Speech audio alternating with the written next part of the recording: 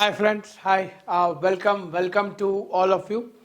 ನಿಮ್ಮೆಲ್ಲರ ನೆಚ್ಚಿನ smart school online smart ಸ್ಕೂಲ್ಗಾಗಿ ನಾವು ಸ್ಪೆಷಲ್ ಯೂಟ್ಯೂಬ್ ಚಾನಲ್ ಶುರು ಮಾಡಿದ್ದೀವಿ. ಆ ಒಂದು ಸ್ಪೆಷಲ್ ಯೂಟ್ಯೂಬ್ ಚಾನಲ್ ಒಳಗಡೆ ಇವತ್ತು ನಾವು ಮೊದಲನೇ ವಿಡಿಯೋವನ್ನು ಆರಂಭ ಮಾಡ್ತಾ ಇದ್ದೀವಿ. ಸೊ ಈ ಮೊದಲನೇ ವಿಡಿಯೋಗೆ ಎಲ್ಲರಿಗೂ ಸ್ವಾಗತ.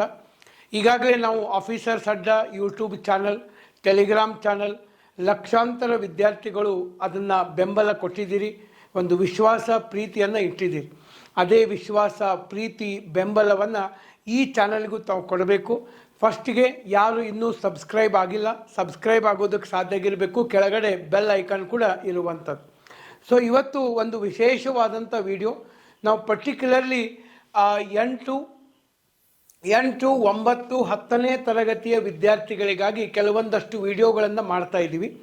ಸೊ ಫಸ್ಟು ಇಲ್ಲಿ ನಾವು ಕೊಟ್ಟಿದ್ದೀವಿ, ನಿಮ್ಮ ಮಕ್ಕಳು 8, 9, 10ನೇ ತರಗತಿಯಲ್ಲಿದ್ದರೆ ನೋಡಲೇಬೇಕಾದಂಥ ವಿಡಿಯೋ. ಯಾಕೆ? That is the importance of 8th, 9th, 10th.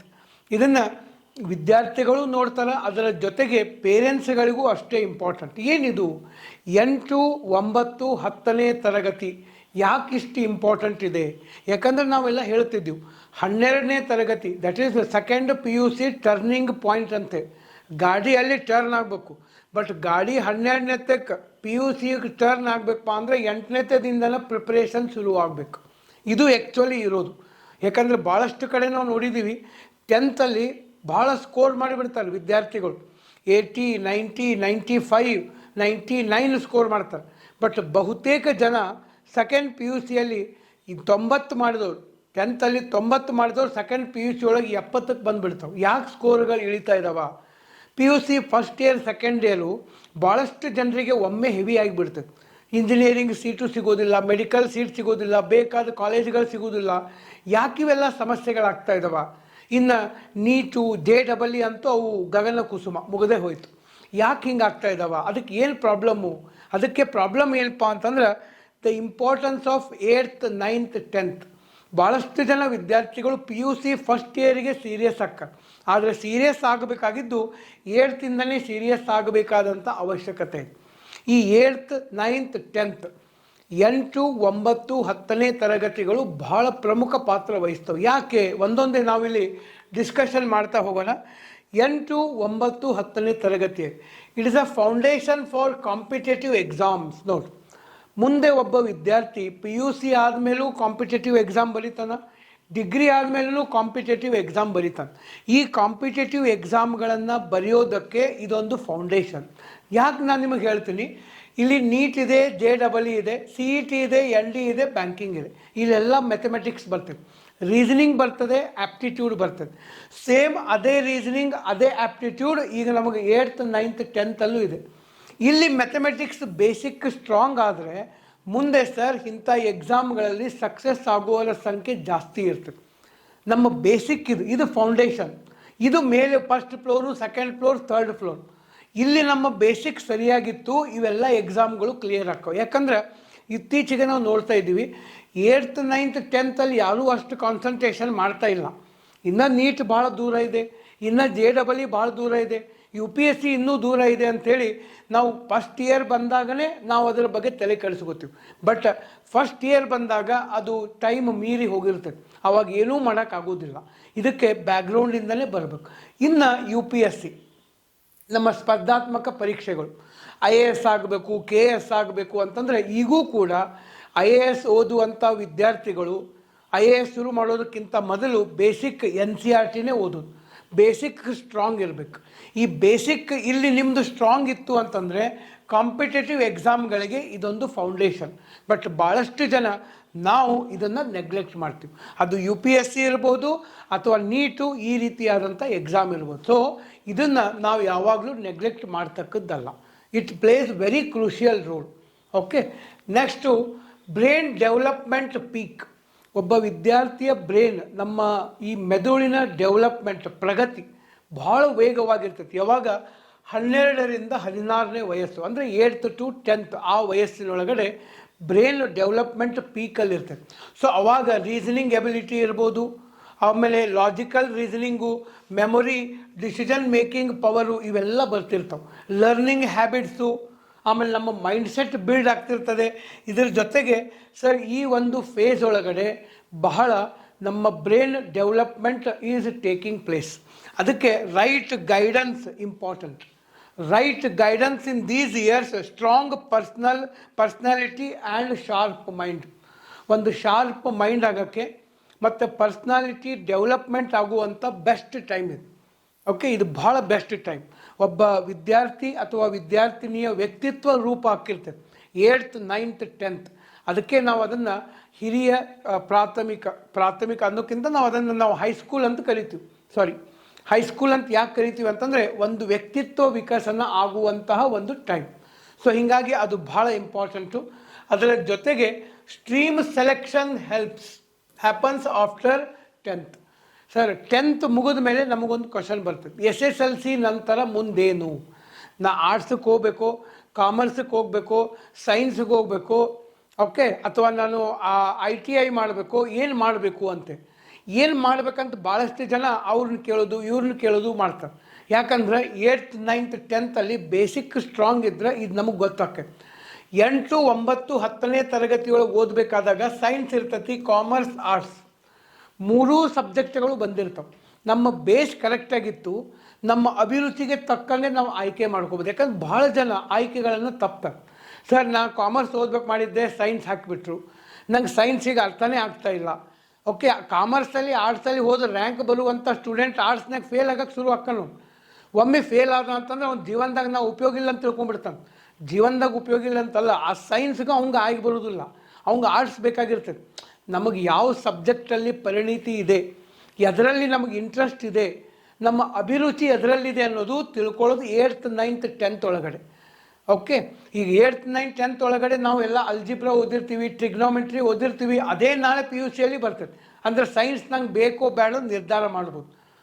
ನಾವು ಹಿಸ್ಟ್ರಿ ಓದಿರ್ತೀವಿ, ಪಾಲಿಟಿ ಓದಿರ್ತೀವಿ, ಇದೇ ನಾಳೆ ಆರ್ಟ್ಸ್ನಾಗ ಬರ್ತದೆ. ಅದು ನಮಗೆ ಬೇಕೋ ಬೇಡೋ ಅಂತ ನಾವು ನಿರ್ಧಾರ ಮಾಡ್ಬೋದು. ಯಾವಾಗ 8, 9, 10 ನಮ್ಮದು ಸ್ಟ್ರಾಂಗ್ ಇದ್ದಾಗ ಆಫ್ಟರ್ 10th ನಮ್ಮ ಒಂದು ಕರಿಯರನ್ನು ಬಿಲ್ಡ್ ಮಾಡ್ಕೊಳ್ಳೋಕ್ಕೆ ಹೇಳಿ ಮಾಡಿಸಿದಂತಹ ಒಂದು ಟೈಮ್ ಇದು. ಇದು ಅಂದರೆ stream success depends upon the subject interest which starts from 8th. 8ನೇ ತರಗತಿಯಿಂದ ಯಾವ ಸಬ್ಜೆಕ್ಟ್ ಮೇಲೆ ನಿಮಗೆ ಇಂಟ್ರೆಸ್ಟ್ ಇದೆ ಆ ಸಬ್ಜೆಕ್ಟನ್ನು ನೀವು ಇಲ್ಲಿಂದಲೇ ಫೈನಲ್ ಮಾಡ್ಕೊತ ಹೋಗೋಕ್ಕೆ ಸಾಧ್ಯ ಆಗಿರಬೇಕು. ಇನ್ನು next shift from rote to conceptual learning. ನೋಡಿರಿ, 6, 5ನೇತ್ತೆ 6ನೇತ್ತೆ 7ನೇತ್ತೆ ಬಹುತೇಕ ಬೈಹ್ಯಾಟ್ ಮಾಡೋದು, ಹೋಗಿ ಬರೆದು ಬಿಡೋದು. ಏನೋ ಒಂದು ಎಕ್ಸಾಂಪಲ್ ಇರ್ತೈತಿ, ಬೈಹ್ಯಾಟ್ ಮಾಡೋದು, ಹೋಗಿ ಬರೆದು ಬಿಡೋದು ಅಷ್ಟೇ. But 8th conceptual learning, actual Newton law ಅಂದರೆ ಏನು, ಫೋರ್ಸ್ ಅಂದರೆ ಏನು, ಮ್ಯಾಗ್ನೆಟ್ ಅಂದರೆ ಏನು, ಕಾನ್ಸ್ಟಿಟ್ಯೂಷನ್ ಅಂದರೆ ಏನು, ಫೋಟೋಸಿಂಥೆಸಿಸ್ ಅಂದರೆ ಏನು, ಯಾಕೆ ಆಗ್ತೈತಿ, ಅದರ ಪರಿಣಾಮಗಳೇನು, 360 ಡಿಗ್ರಿ ಒಳಗಡೆ ಸಿಲೆಬಸ್ ಅದಕ್ಕೆ ಹೆವಿ ಮಾಡ್ತಾರೆ. 8ನೇತೆಯಿಂದ ಸಿಲೆಬಸ್ ಹೆವಿ ಆಗ್ತದೆ. ಯಾಕೆ ಹೆವಿ ಆಗ್ತದೆ ಅಂತಂದರೆ ಕಾನ್ಸೆಪ್ಚುವಲ್ ಲರ್ನಿಂಗ್. ಇಲ್ಲಿ ನಾವು ಬೈಹ್ಯಾಟ್ ಮಾಡೋದು ಬಿಟ್ಟು ಕಾನ್ಸೆಪ್ಟ್ ಅರ್ಥ ಮಾಡ್ಕೊಳ್ಳೋಕೆ ಶುರು ಮಾಡಬೇಕು. ಬಟ್ ಒಳ್ಳೆಯ ಟೀಚರ್ಸ್ ಇರಲಿಲ್ಲ ಅಂದರೆ ಅಲ್ಲಿಯವರೆಗೆ ಬೈಹ್ಯಾಟ್ ಮಾಡ್ತಾ ಬಂದಂಥ ವಿದ್ಯಾರ್ಥಿ ಬೈಹ್ಯಾಟ್ ಮಾಡೋದನ್ನೇ ಮುಂದುವರಿಸ್ತಾರೆ. ಬಟ್ ಬೈಹ್ಯಾಟ್ ಮಾಡಿದ್ದು ಭಾಳ ದಿವಸ ನಡೆಯಂಗಿಲ್ಲ. ಯಾಕೆ? ಕ್ವಶನ್ ಪೇಪರ್ಗಳ ಟ್ರೆಂಡ್ ಚೇಂಜ್ ಆಗ್ತಾಯಿದೆ. ಪ್ರಾಕ್ಟಿಕಲ್ ಅಪ್ಲಿಕೇಬಲ್ ಕ್ವಶನ್ಗಳು ಇವತ್ತು ಬರ್ತಾಯಿದ್ದವು, ಸ್ಕೂಲ್ ಲೆವೆಲಲ್ಲಿ ಇವತ್ತು ಬರ್ತಾಯಿದ್ದವು. ಸೊ ಹೀಗಾಗಿ ಈ ಬೈಹ್ಯಾಟ್ ಮಾಡೋದು ರೋಟಿಂದ ಕಾನ್ಸೆಪ್ಚುವಲ್ ಲರ್ನಿಂಗಿಗೆ ಹೋಗುವಂತಹ ಒಂದು ಸಮಯ. ಸೊ ಹೀಗಾಗಿ ಇಲ್ಲಿ ನಾವು ಭಾಳಷ್ಟು ಫೋಕಸ್ಡ್ ಆಗಿ ನಾವು ಓದೋದಕ್ಕೆ ಸಾಧ್ಯ ಆಗಿರಬೇಕು. ಓಕೆ, ಇನ್ನು next start of personality and discipline formation ಇದ್ರೊಳಗಡೆ ಆಗುವಂಥ ಸರ್. ಓಕೆ, ಯಾಕಂತಂದ್ರೆ 8, 9, 10ನೇ ತರಗತಿಯಲ್ಲಿ ಸ್ಲೋವಾಗಿ ಮೆಚುರಿಟಿ ಬರ್ತಾ ಹೋಗ್ತದೆ. ನಾ ಏನು ಮಾಡಬೇಕು, ನಾ ಏನು ಮಾಡಬಾರ್ದು, ಟೈಮ್ ಹೆಂಗೆ ಬಳಸಬೇಕು, ಹೆಂಗೆ ಓದಬೇಕು, ಇದೆಲ್ಲ ಸ್ವಲ್ಪ ಗೊತ್ತಾಕೋಂತ ಬರ್ತದೆ. ಈ ಸಂದರ್ಭದಲ್ಲಿ ಕಾನ್ಫಿಡೆನ್ಸ್ ಬರಬೇಕು, ಸೆಲ್ಫ್ ಕಾನ್ಫಿಡೆನ್ಸ್. ಓದಬೇಕು, ಓದಿದ್ದು ಅರ್ಥ ಆಗಬೇಕು. ನಮಗೆ ಓದಿದ್ದು ಅರ್ಥ ಹಾಕ್ಕೊಂತ ಹೋಯಿತು ಅಂತಂದರೆ, ನಮಗೆ ಓದಿದ್ದು ಅರ್ಥ ಆಯಿತು ಅಂತಂದರೆ ಕಾನ್ಫಿಡೆನ್ಸ್ ಬರ್ತದೆ. ಆ ಕಾನ್ಫಿಡೆನ್ಸ್ನಾಗ ಮತ್ತೆ ಇನ್ನಷ್ಟು ಓದೋದಕ್ಕೆ ನಾವು ಶುರು ಮಾಡ್ತೀವಿ. ಸೊ ಹೀಗಾಗಿ ಫೋಕಸ್, ಡಿಸಿಪ್ಲಿನ್ ಇವೆಲ್ಲ ಬರ್ತವೆ. ಬಟ್ ಅಕಸ್ಮಾತ್ ಸರಿಯಾದ ಗೈಡೆನ್ಸ್ ಇರಲಿಲ್ಲ ಅಂತಂದರೆ ಇದೇ 8, 9, 10ನೇ ತರಗತಿಯಲ್ಲಿ ಒಂದು ನಮಗೆ ಮೊಬೈಲ್ ಅಡಿಕ್ಷನ್ ಶುರುವಾಯಿತು, ಅಥವಾ ನಮಗೆ ಒಳಗಡೆ ಏನೋ ಒಂದು ಭಯ ಕಾಡೋಕ್ಕೆ ಶುರುವಾಯಿತು ಅಂತಂದರೆ ಆಮೇಲೆ ಅದನ್ನು ಕರೆಕ್ಟ್ ಮಾಡೋಕ್ಕಾಗೋದಿಲ್ಲ. ಒಮ್ಮೆ ಭಯ ಶುರುವಾಯ್ತಂದರೆ ನಮಗೆ ಓದೋಕ್ಕೆ ಮನಸ್ಸು ಬರಲಿಲ್ಲ, ಫೋಕಸ್ಡ್ ಇರಲಿಲ್ಲ, ಏನೇನೋ ಹ್ಯಾಬಿಟ್ಗಳಿಂದ ನಮ್ಮ ಕಾನ್ಸಂಟ್ರೇಷನ್ ಹಾಳಾಯಿತು ಅಂತಂದರೆ ನೆಕ್ಸ್ಟ್ ವಾಪಸ್ ಮೊದಲಿನ ಸ್ಟೇಜಿಗೆ ಬರೋಕ್ಕಾಗಂಗಿಲ್ಲ. ಒಮ್ಮೆ ಈ ಸ್ಟೇಜಲ್ಲಿ ಸರ್ ಒಮ್ಮೆ ಹುಡುಗರು ಹಾದಿ ಬಿಟ್ಟರು ಮತ್ತು ವಾಪಸ್ ಬರೋದು ಭಾಳ ಕಷ್ಟ ಅಂತ ಹೋಗ್ಬಿಡ್ತದೆ. ಓಕೆ, ಇದಕ್ಕಾಗಿ ಇದು ಬಹಳ ಇಂಪಾರ್ಟೆಂಟ್. ಇದರ ಜೊತೆಗೆ foundation for communication and language, Kannada ಇರ್ಬೋದು, ಹಿಂದಿ ಇರ್ಬೋದು ಅಥವಾ ಇಂಗ್ಲೀಷ್ ಇರ್ಬೋದು, ಈ ಭಾಷೆಗಳ ಮೇಲೆ ಭಾರಿ ಪ್ರಭುತ್ವ ಬರುವಂತಹ ಒಂದು ಟೈಮ್ ಇದೆ.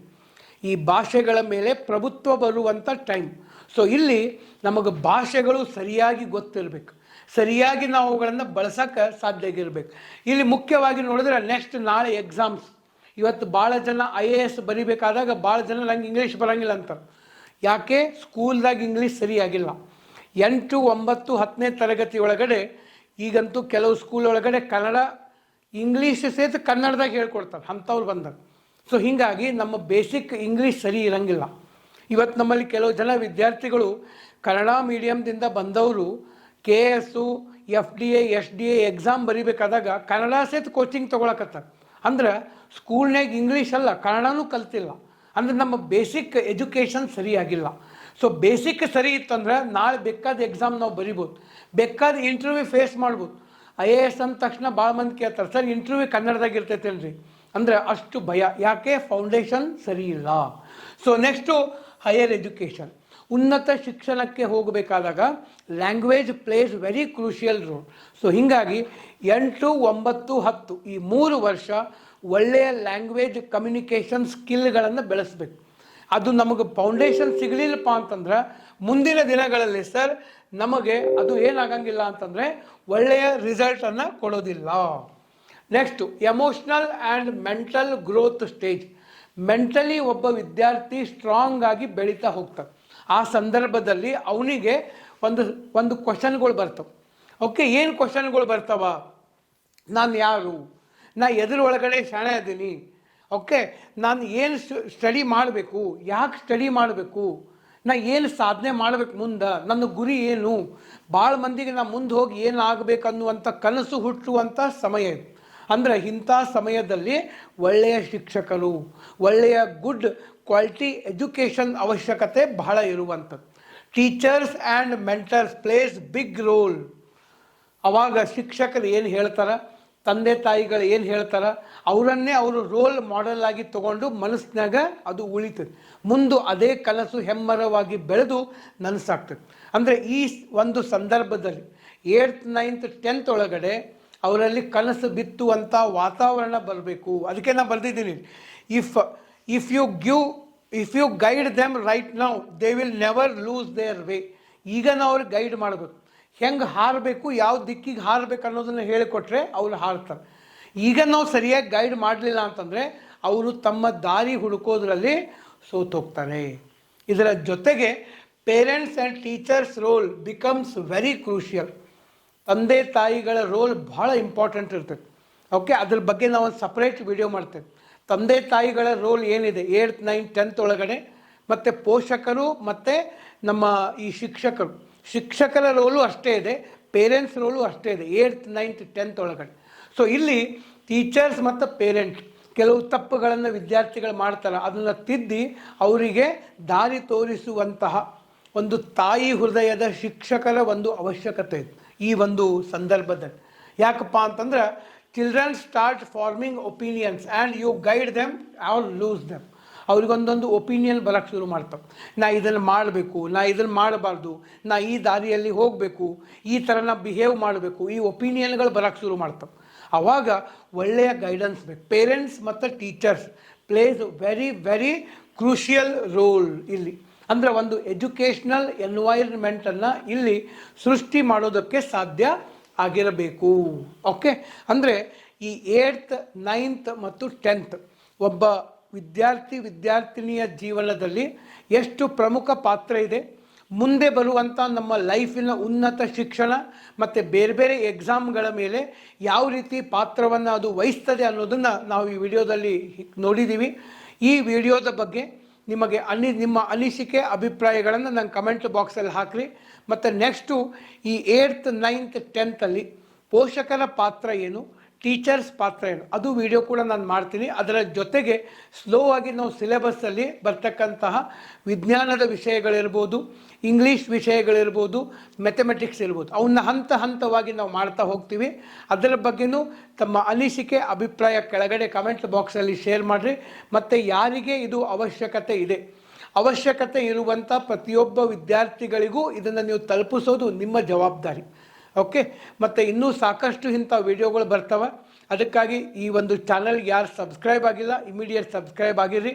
ತಮ್ಮ ಅಮೂಲ್ಯ ಸಮಯವನ್ನು ಕೊಟ್ಟು ಈ ಒಂದು ವಿಡಿಯೋ ನೋಡಿದ್ದಕ್ಕಾಗಿ ಎಲ್ಲರಿಗೂ ಧನ್ಯವಾದಗಳು. So thank you very much. Wish you all the very best.